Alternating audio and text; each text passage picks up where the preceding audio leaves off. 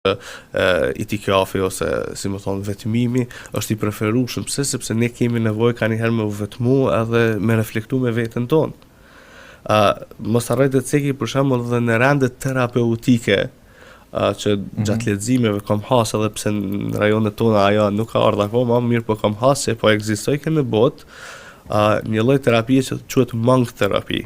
ose si më thon terapia e murgjve. Tash sipas shpjegimit do thotë kur murgjit e krishterë do thotë kohës së hershme,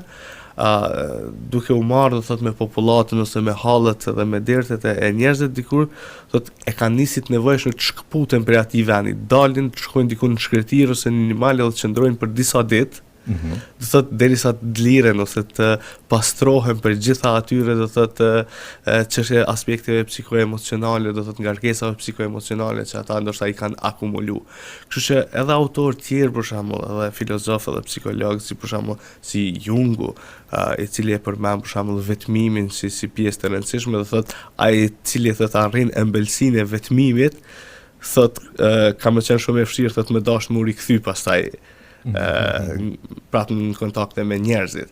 Kështu që kur po flas për vetmimin, nuk po flas për çëndrit vetijak ose distancimit ose çka po është,